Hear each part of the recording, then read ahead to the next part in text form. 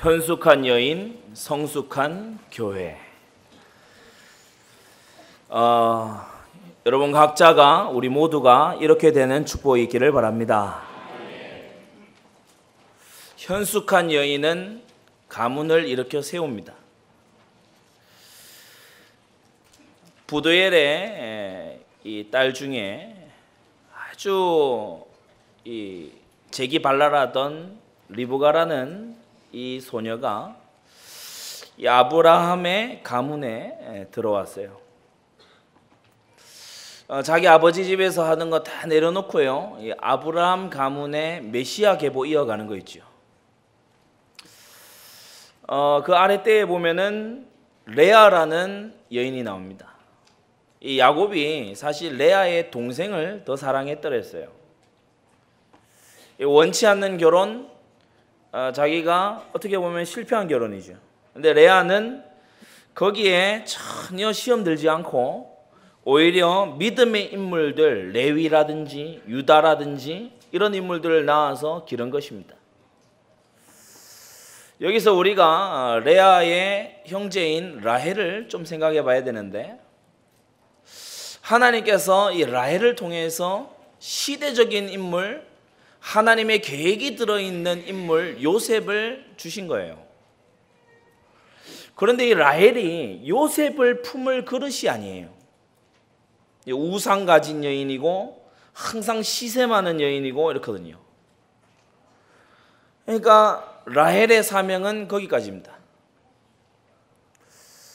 하나님의 계획이 든 자녀가 여러분 집에 와 있을 수 있어요. 하나님의 특별한 계획이 있는 재물이 여러분 집에 올 수 있습니다. 지극히 작은 것에 충성된 자가 큰 것에도 충성되다. 달아보시는 하나님의 시험에 합격하게 되시기 바랍니다. 사람이요, 축복을 받을 그릇이 돼 있어야 돼요. 아주 계획이 든 아들, 계획이 든 이 재물의 복, 이게 딱 올 때가 있거든요. 그때에 뭘 위한 거다, 이걸 알아야 되거든요. 우리 성전 건축 앞두고 있습니다. 하나님께서 여러분에게 주신 거예요. 건축하라고 주신 거예요. 정말 깨닫는 지혜가 있게 되기를 바랍니다. 공연히 하나님께서 응답과 인도 주시는 게 아니거든요. 요게벳이 보면요, 너무 어려운 상황이잖아요. 전부 남아 살려고 하고 있는 그런 상황 아닙니까? 그런데 두려워하지 않고 언약을 모세에게 전달한 거예요. 자녀에게 전달해야 될 것 중에 가장 중요한 게요, 재산 아닙니다. 나의 배경 아닙니다. 언약이 전달돼야 돼요. 하나님이라고 하는 무한한 배경이 나의 자녀에게 가야 된다. 다말은 어땠습니까? 기생이라고 하는, 그리고 이 라합은 어떻습니까? 기생이라고 하는 이 어두운 과거를 이기고요, 메시아 계보에 들어간 거예요. 룻은 어떻습니까? 오늘 우리 본문에서 보는 것처럼 무너진, 완전히 황폐해진 엘리멜렉 가문을 다시 세운 것을 볼 수 있습니다. 한나는 어떻습니까? 상처를 가진 여인이었지만 시대적인 인물을 낳는 그 기도 속으로 들어간 걸 볼 수 있습니다. 여러분, 현숙한 여인은 가문을 세웁니다. 현숙한 성도는 가문에 하나님의 역사를 일으키는 줄 믿습니다. 마찬가지로 성숙한 교회는 하나님 나라를 세워요. 저와 우리를 통해서, 우리 모든 성도님들을 통해서, 우리 안디옥 교회를 통해 이 지역에, 이 나라의 민족에 하나님 나라 세워질 줄로 믿습니다. 광야 2세대는요 1세대하고 달랐어요.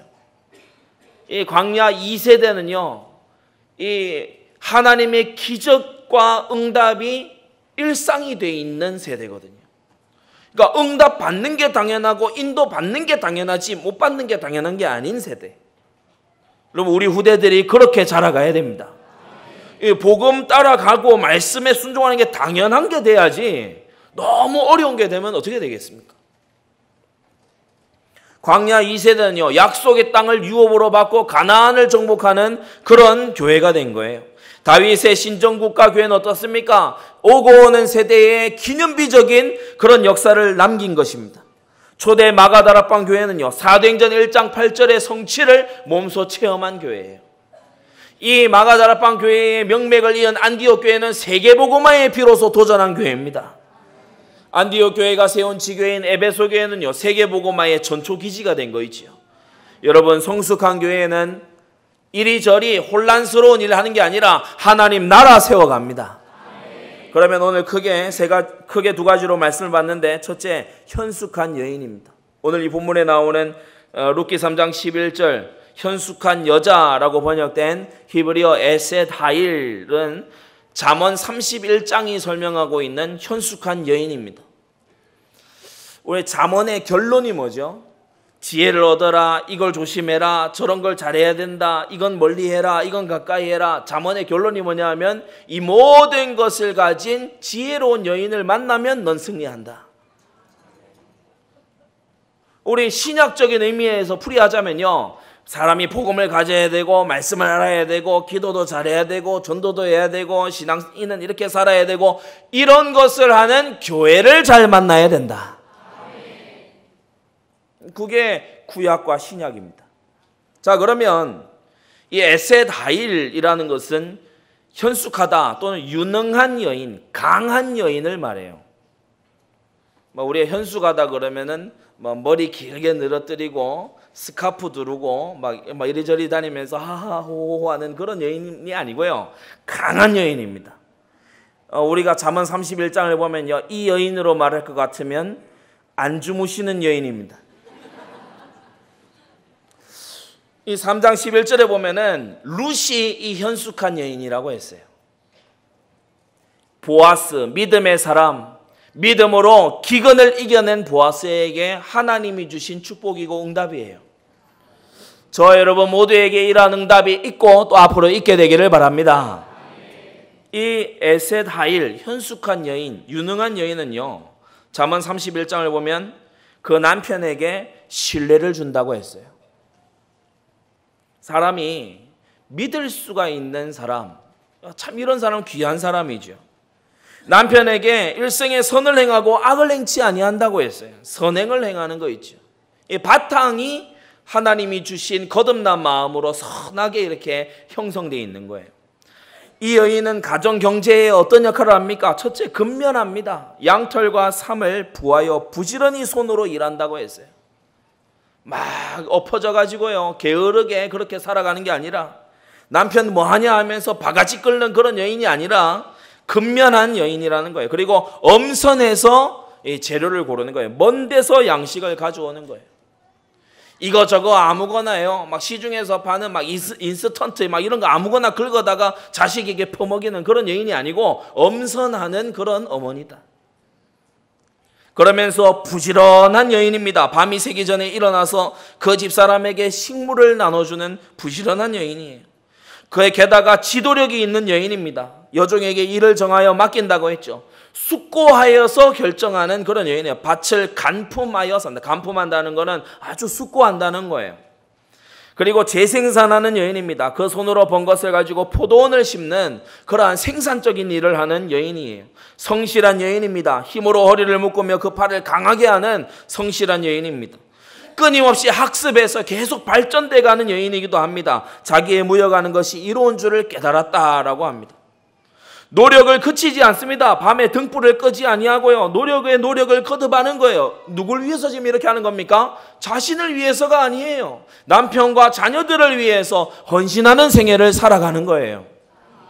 우리가요, 자주 듣는 말이 있죠. 오늘날 여자는 있으나 어머니는 없다.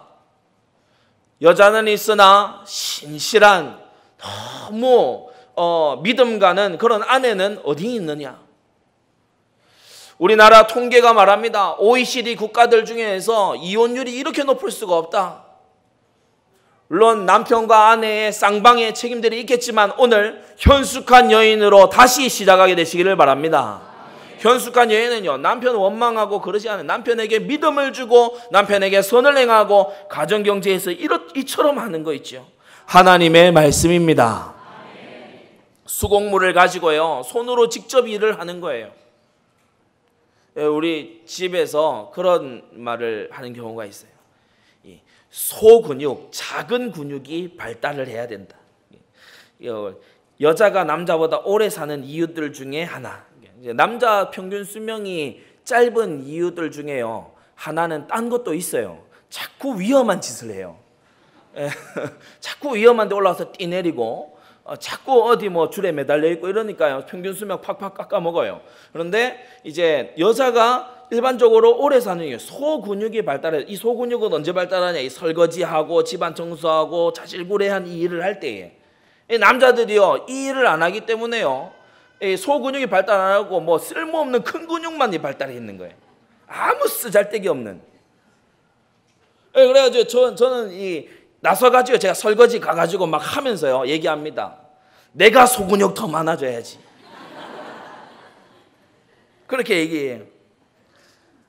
이 손이요 끊임없이 쉬지 않아요. 보세요. 손으로 손물치를 들고 손가락으로 가락을 잡아요. 이 손가락을 계속 움직이니까요. 이런 분들은 이 알츠하이머, 치매도 잘 안 옵니다. 무역까지 하는 거 있죠. 이 지경이 얼마나 넓어지는지 말이에요. 이 에셋 하일, 현숙한 여인은요, 가족과 이웃에게 긍휼을 베푸는 여인이에요. 여러분도 그렇게 되시기를 바랍니다. 강곤한 자에게 손을 펴며 궁핍한 자를 위하여 손을 내밀어 준다. 품위가 있고요, 가족의 안전을 도모하는 그 집 사람들은 다 홍색 옷을 입었으므로 눈이 와도 그는 집사람을 위하여 두려워하지 아니한다라고 했어요. 품위가 있도록 홍색 옷을 입히고요, 막 추위에 더위에 너무 불안하지 않도록 그렇게 다 이 단도리를 해주는 거예요. 마지막으로 자신에게 어떻게 하느냐, 이 순서가 중요합니다. 마지막으로 자신에게 단장을 하는데요, 단장하는 것도 보세요. 자기를 위하여 아름다운 방석을 짓는다고 했어요. 여러분, 이때 당시의 방석은요, 아주 호화스러운 호화품이 아니라 아이를 눕히기도 하고 또 그 방석을 통해 가지고요, 앉아서 많은 이 부인들과 서로 담소를 나누기도 하는 그러한 이 하나의 아이템입니다. 자기를 위해서 사치스러운 옷을 구하는 게 아니고요, 방석을 아름답게 준비하는 거예요. 세마포와 자색 옷을 입어서요, 기품을 유지하는 거예요. 그 결과 어떻게 됩니까? 현숙한 여인은 남편을 존경받는 남자로 만들어줍니다. 우리 모든 여성노님들 이런 현숙한 여인 되어 가시기를 바랍니다. 현숙하지 않은 여인의 특징, 자기 입으로 남편 욕해요. 그러니까 자기 입으로요, 남편을 막 욕을 하고요, 막 별 볼림 없는 사람으로 막 주변에다 얘기를 해놓으니까 나중에요, 남편이요, 이 체면과 위신이 안 서는 거예요.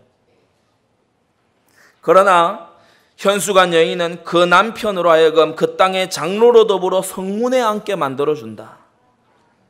그리고 자기 자신은 어떻습니까? 기품이 있는 여인으로요 탁 살아갑니다. 우리가 삶이 부유하다 가난하다를 떠나서요, 그리스도인으로서 성도로서 품위가 있어야 돼요. 품위 있는 언행하게 되시기 바랍니다. 이 능력과 종기로 옷을 삼는다고 했어요. 이런 여인은 교훈을 주는 여인입니다. 젊은 여인들에게, 어린이들에게 교훈을 주는, 입을 열어 지혜를 베풀며 그 혀로 인애의 법을 말하는 그런 여인이죠. 이 여인은 어떻습니까? 존경받는 어머니가 됩니다. 그 자식들은 일어나 살해하며, 그리고 칭찬받는 아내가 됩니다. 남편은 뭐라고 하죠? 덕행 있는 여자가 많으나 그때는 여러 여자보다 뛰어나구나. 결국 자신의 뿌린 모든 것을 거두고야만은 그런 현숙한 여인이 되는 거예요. 그 손의 열매가 그에게로 돌아갈 것이라고 했습니다. 그러나 우리가요, 현실에서도 종종 볼 수 있듯이 그 반대에 미련한 여인도 많이 있습니다. 잠언 14장 1절에 무릇 지혜로운 여인은 그 집을 세우되 미련한 여인은 자기 손으로 그것을 허느니라 하고 했어요. 룻 같은 사람은요, 다 무너진 집안에 들어와서 불평 한마디 없이 가문을 일으켜 세우는데요, 어떤 사람은요, 다 갖춰진 집안에 들어가고 집안을 갖다가 완전히 몰락을 시켜버리는 거예요. 남편에게 불신을 심어요. 못 믿을 사람으로 딱 불평과 악행을 일삼는데요, 자주 거짓말하고요, 못 믿겠죠. 그리고 원망합니다. 당신 때문에 이렇다, 막 원망합니다. 그리고 뭘 좀 맡겨봤더니 막 탕진을 해요. 재산을 탕진하고요. 막 탕진하는 거 있죠. 가정경제는 어떻습니까? 미련한 여인입니다. 가정경제를 어떻게 하냐? 일단 게을러요. 여러분, 게으른 사람은요, 마귀도 안 잡아먹어요. 여러분, 게으름은 거룩한 삶의 가장 큰 적입니다.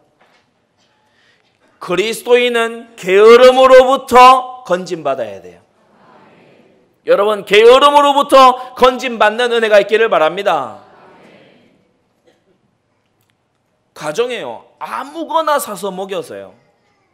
또 남편에게도 자식에게도 아무거나 갖다 먹여가지고요, 중병이 다 걸리는 거예요. 늦잠 잡니다. 시킨 일도 안 합니다. 일을 찾아하는 게 아니고 시킨 일도 안 하고, 과소비를 일삼고요, 체력 관리를 안 해가지고요, 한 40대 50대 이때쯤부터요 거의 노년처럼 이제 막 갑니다. 배움도 없고 노력도 없는 공산품만 사가지고요 쓰는 가정경제의 파탄을 불러오는 이런 여인이 바로 현숙하지 못한 미련한 여인이다. 제가 이 메시지를 하면서 몇몇 여성도님들이요 심각하게 저를 이렇게 노려다보시는데, 그분 보고 하는 말 아닙니다. 왜 뭐 제발저린 거예요? 성경에 미련한 여인이 있잖아요. 여기 우리 이렇게 되지 않고 또 이렇지 않은 줄로 믿습니다. 가족과 이웃에게요 급기야 손 벌려야 되는 형편이 돼요. 가서 아쉬운 소리 하고요, 이 다 큰 이 가정을 이룬 사람들 부모님에 가서 손 벌리고요, 친척에 가서 손 벌리고 도움을 구해 긍휼은 고사하고 도움을 청할 형편이 돼 있는 거예요. 가족들은 무시받고 늘 걱정되도록 그렇게 되는 그곳에 누가 있냐? 미련한 여인이 있다.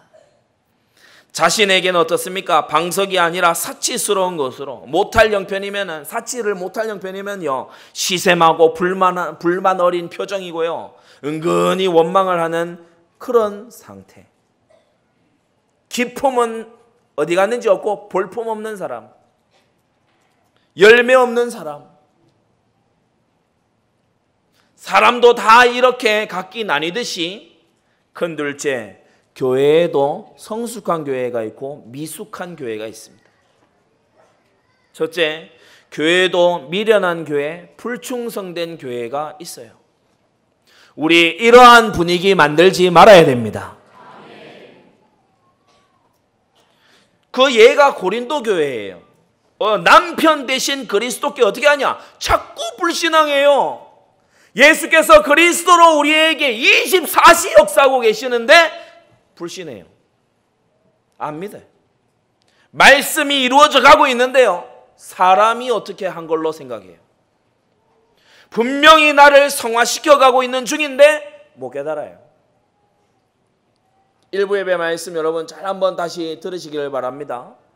분명히 왕 대신 주님은 나를 증인 만들려고 문제 주셨는데 그 앞에서요 되돌아가 버려요. 가데스 바네아에서 이스라엘 백성이 유턴해서 돌아가듯이요, 못 간다 이래 돌아가 버려요. 그러니까 징계의 세월만 넘쳐나는 겁니다. 남편 대신 그리스도께 불순종하고요, 그리스도로 만족이 안 돼요. 다른 것에 내 만족이 있어요. 다른 것에 나의 참된 열망이 있어요. 이러한 마음 상태에 있는 여러분들은 그리스도 예수를 사랑하는 마음 상태로 개혁되기를 바랍니다. 선지서 말미에 바울 사도가 뭐라고 얘기합니까? 그리스도를, 누구든지 예수 그리스도를 사랑하지 않는 자는 저주를 받을지어다 주께서 임하시느니라 하고 했어요. 우리 마음에 그리스도 예수를 사랑함이 있어야 돼요. 신랑 한 분, 신랑 대신 그리스도 예수를 향한 우리의 변함없는 사랑이 있어야 된다는 것입니다. 자꾸만 다른 거 틀린 거 망할 거예요. 집착해요. 청빈주의 얘기를 하면서 서울에서 그런 얘기를 했어요. 어느 날 이 교역자 중에 누가 경운기를 끌고 그 서울의 길동 사거리 거기서 경운기 덜덜덜덜 끌고 왔을 때 좋아하고 그런 사람 없어야 된다. 어느 날 교역자 중에 누가요? 람보르기니를 싹 끌고 와가지고 탁 됐을 때 시험 드는 성도 없어야 돼요. 물론 람보르기니를 하루 빌리는데 얼마인지는 잘 모릅니다만은 시험에 드는 사람, 갈등 드는, 그거는 그냥 운송수단이에요. 전혀 성경에도 없는 것을 가지고요, 마음에 상처받고 마음에 오해하고 마음에 짐으로 가지고, 이런 것에서 우리는 자유로워야 됩니다. 미성숙한 교회, 미련한 교회 성도들은요, 교회 생활에 정함이 없어요. 이 한국 교회 안에도요, 교회를 어렵게 만드는 철새 교인들이 얼마나 많은지 모릅니다. 말 그대로 철새예요. 메뚜기 같아요. 요리조리 뛰어다니는 거 있죠. 정함이 없어요. 우리가 교회 생활을 하다 보면은 성전 건축이 앞에 놓여가지고 온 성도들이 마음을 모아서 헌신해야 될 때도 있고요. 또 선교의 시즌이 다가와가지고요, 내가 안 나갔더니 막 눈치 받고 막 이러는 때도 있고요. 그러면서 함께 하나님 나라 세워나가고 경건을 해나가는 거거든요. 조금 어려우면요, 다 살살 세요. 그런다 하지 않습니까? 서울의 어느 교회 성전 건축 한다 딱 선포하자마자 교인 3분의 1이 빠지더라고. 그리고 나중에요, 다 짓고 나니까요, 슬며시 다시 원상복귀. 그게 무슨 교인입니까? 정함이 없는 거 있지요. 교회 생활을 오래 하면서도 악행을 회개치 아니하고 교육과 훈련에는 게으르고 지도에 거역하고 전도 현장은 나몰라라 내팽겨치고요. 오래 신앙생활했는데 전도에 너무 무능해서 전도 열매가 없고 시험과 문제를 이길 믿음도 징계의 이유도 모르겠고 남의 응답이나 시샘하고 선교는 생각도 못하는 이런 사람들, 이게 바로 미련한 여인하고 다를 바가 없는 상태예요. 이런 사람은 가족과 이웃에게요, 증거도 못 되고 덕도 못 됩니다. 너를 보니 교회에 안 가야겠다, 이런 사람이 됩니다. 가족들은 불신자 비슷한 불신앙자가 되는 거예요. 자녀들이 부모가 이렇게 산다면 그를 볼 때 어떤 생각이 들겠습니까?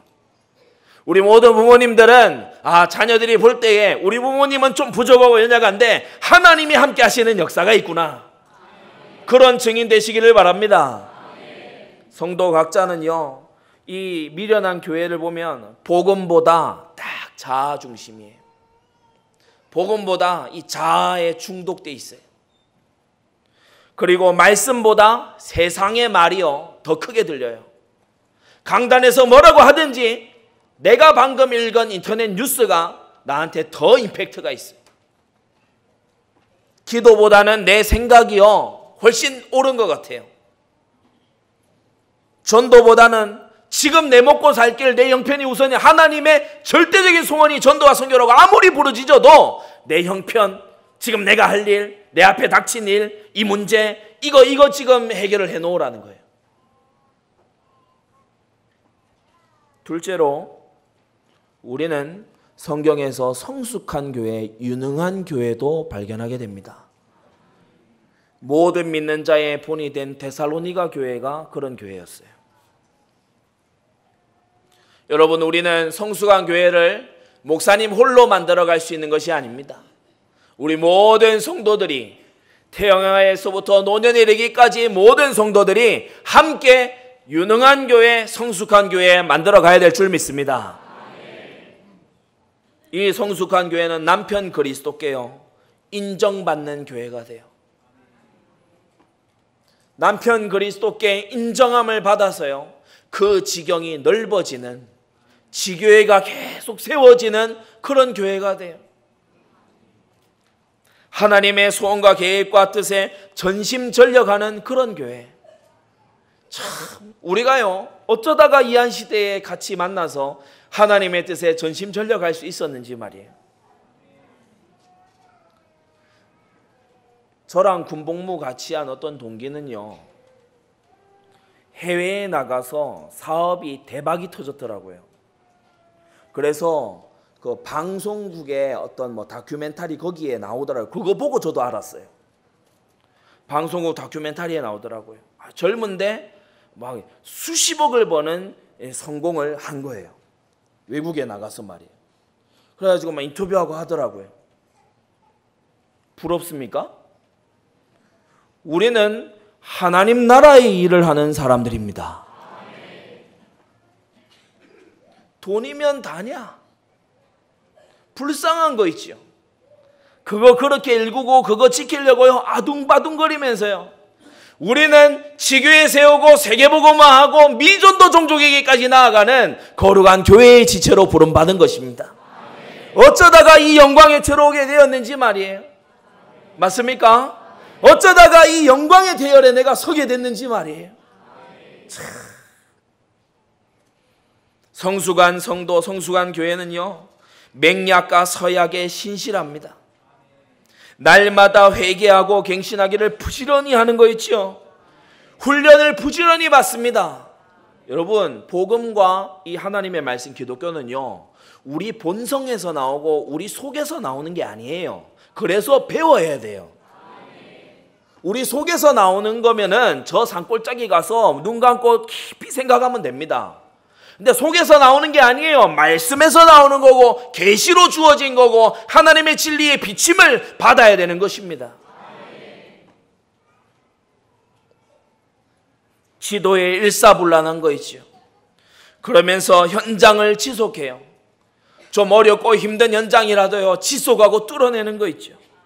지교회 운동을 통해서요, 그 산업의 지경을 넓혀나가요. 전 성도가 전도제자가 되고 문제 초월 사명 집중이 됩니다. 우리 사명 집중하는데요, 문제 초월해야 제대로 집중이 됩니다. 어떤 문제든지 초월하고 사명 집중하게 되기를 바랍니다. 징계받으면 서둘러 고치고요, 응답받지만 교만하지 않은 그런 성도들, 최전방 선교에 쓰임받는 그런 성도들이 바로 성숙한 교회입니다. 가족과 이웃에게 이런 성도들은 어떠한 증인이 됩니까? 복음 가진 자의 힘이 자꾸 보여요.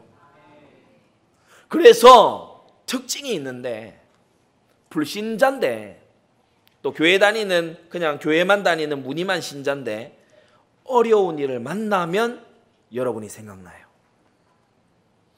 영적인 문제를 만나서 답이 없을 때 여러분이 생각나요. 여러분, 이런 사람 돼야 됩니다. 성도 각자는 완전 복음인 사람. 자, 복음은 복음이지 완전 복음이 뭐냐? 완전 복음이 아니면 그건 복음이 아직 덜 된 거예요. 하나님께서는 그의 모든 지혜와 지식의 보화를 그리스도 예수 안에 두셨습니다. 오직 말씀이에요. 많은 말이 있지만 세상이 뭐라고 떠들어대든지 간에 66권 성경 말씀 강단 흐름 따라가는 거예요. 집중으로 기도하면서 내 생각을 완전히 제거하는 거예요. 여러분, 특별히 똑똑하다고 스스로 자부하는 사람들일수록 조심해야 됩니다. 경건의 참 능력은요, 무언가 하는 데 있지 않고 무언가 하지 않는 데 있습니다. 그래서 십계명의 모든 계명들이 하지 말라고 얘기하는 거예요. 하지 말라고. 경건의 참된 능력은요, 뭘 하는 게 아니고 뭘 안 하는 겁니다. 내 머리 살짝 굴려가지고요, 요거 살짝 굴려가지고 할 수 있는데 안 하는 거예요. 기도하고 기다리는 거예요. 하나님의 손이 나타나기를 기다리는 거예요. 믿음의 사람 정말 되시기를 바랍니다. 전도 누림이 최고 행복이 되는 이런 사람. 제가 이 자리 저 자리에서 그 간증도 하고 했는데요, 지난 주일날 제가 배가 아팠어요. 제가 웬간해서 위장이 탈 안 납니다. 그런데 이 배가 아프더라고요. 토요일부터 배가 아팠어요. 주일날 뒷자리 앉게 됐어요. 이 주일 서울의 오후 예배에서 뒷자리 앉게 된 거예요. 제가 올라가면서 그런 얘기를 했어요. 내가 오늘 뒷자리 앉아야 되는 무슨 이유가 있는 모양이다. 뒷자리 앉고 예배 다 마치고 기도하는데 옆에요, 전혀 처음 보는 분이 와서 앉은 거예요. 기도 좀 걸리는데 안 가고 앉아 있어요. 그래, 앉았다가 이제 지나가는 말로 우리 서울의 우리 엄집사님이 영접 안 했어요, 이래 얘기를 하는 거예요. 그러면 제가 뭐 해야 됩니까? 그거 전문 트레이닝 받은 사람이잖아요. 그래, 영접 딱 초청하고 로마서 10장 9절 펴서 딱 보여주고 십자가 부활 지금 당장 딱 얘기하니까 영접하겠다는 거예요. 이 사람이 자세를 딱 고쳐 잡더니 남자분이 영접을 딱 하는 거예요. 나중에 얘기 들었더니요, 3번이나 영접 초청을 시도를 했는데 안 하고 해가지고 오늘 누구한테 좀 부탁을 해야 될까 싶어서 뒤에서 보는데 제가 그 앉아 있더랍니다.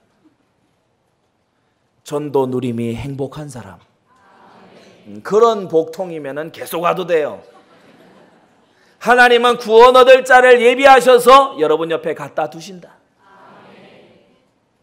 자, 우리는 이 2번에 나오는 성숙한 교회보다는 미련하고 불충성되고 미성숙한 모습을 보일 때가 사실 많아요. 그래서 오늘 중요한 것이 이 괄호 3번입니다. 오늘 중요한 부분이 이 부분입니다. 우리 영혼의 모든 교회들의, 특히 우리 안디옥 교회의 참 신랑 되시고 머리 되시는 예수님께서는 교회를 친히 양육하신다. 3가지를 통해 양육하십니다. 첫째, 강단 말씀을 통해 양육하십니다. 하나님은 나를 지체 삼으신 교회의 강단을 통해 지금 내게 말씀하고 계심을 잊지 마십시오. 여러분이 일주일 동안 붙잡고 살아야 되는 말씀 중에 제일 중요한 게 오늘 이 말씀입니다. 둘째로, 만남을 통해 하나님은 양육하신다. 바울을요, 다메섹 지교회의 아나니아에게 딱 만나게 하시는 거예요. 분명한 메시지가 있죠. 평생을 어떻게 살아가라, 이 메시지가 든 만남입니다. 흩어진 제자들이요, 쭉 흩어져서 사방으로 나가 있는데 안디옥에 모여들었어요. 여기에 정말 이 정통한 신학자 바울이 와서요, 가르치는데 이 성도들이 그리스도인이라 칭함을 받기 시작하는 거예요. 루디아, 야손, 브리스가 이런 사람들이 바울 팀을 만났기 때문에 그들의 생애가 비로소 가치 있는 시작을 할 수 있었던 겁니다. 셋째로, 하나님은 문제나 고난이나 질병을 통해서 강단 말씀에 빨리 반응을 하지 않는 경우, 중요한 만남을 계속 놓치는 경우, 문제를 통해, 고난을 통해, 또는 질병을 통해서 하나님께서는 양육하십니다. 스데반의 순교와 핍박이라는 마가다락방 교회에 불어닥친 엄청난 문제가 있었어요. 사마리아와 온 유대의 복음이 확산되는 길이 됐습니다. 예루살렘 교회에서요, 아무도 알아주지 않아서 바울이 밀려난 거예요. 다들 바울을 이상하게 봐요. 왜? 전과가 있어요. 스데반 죽이는데 앞장선 인물 아닙니까? 그러니까 예루살렘 교회에서 바울은 하등 인정을 못 받아요. 찾아갔는데 아무도 아는 체 안 해요. 바울이 깨달았어요. 99% 연장으로 들어가라는 거구나. 전 세계 인구 다 합쳐도요, 유대인 인구는요, 전 세계 인구에 비하면요, 아무 1%도 못 돼요. 육체의 질병을 가진 바울이었습니다.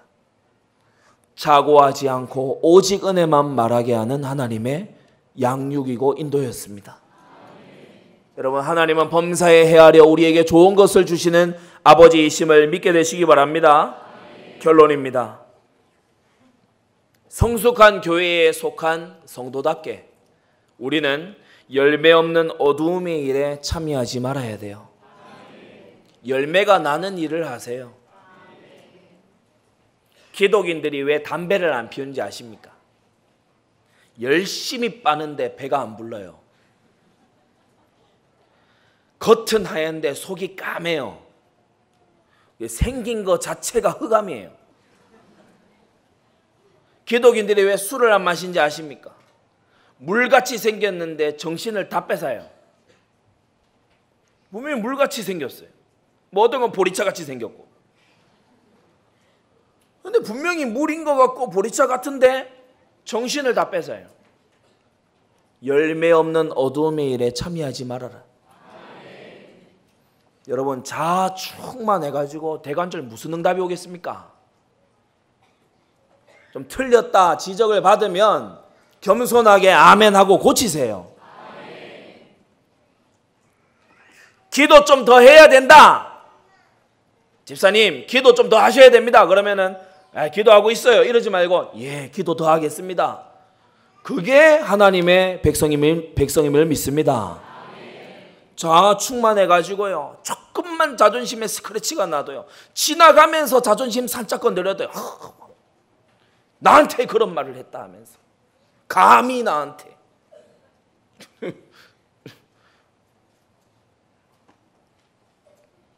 우리는 말 많고 원망 불평 이런 거 하는 거 알아주고 맞장구 치고요 서로 같이 원망 불평하면은 딱 광야 1세대 짱 납니다. 우리는 말씀 붙잡아야 돼요. 말씀 속에 우리의 행복이 들어있어야 될 줄 믿습니다. 궁리하고요 은밀하게 꾀를 쓰면서 사람 찾아다니고 여기저기 찾아다니면 대관절 무슨 증인이 되겠습니까? 사람 찾아다닌 증인이나 되겠죠. 우리는 골방에서 응답하시는 하나님을 만나야 돼요. 기도의 능력 정말 체험하게 되시기 바랍니다. 의식주에 정신없이 살고 경쟁하고요 현장 다 놓치면 제자 남겠습니까? 신자는 가정에서 자라고 제자는 현장에서 자랍니다. 현장 놓치면 제자 없습니다. 여러분 제자 남는 생에 살게 되시기 바랍니다.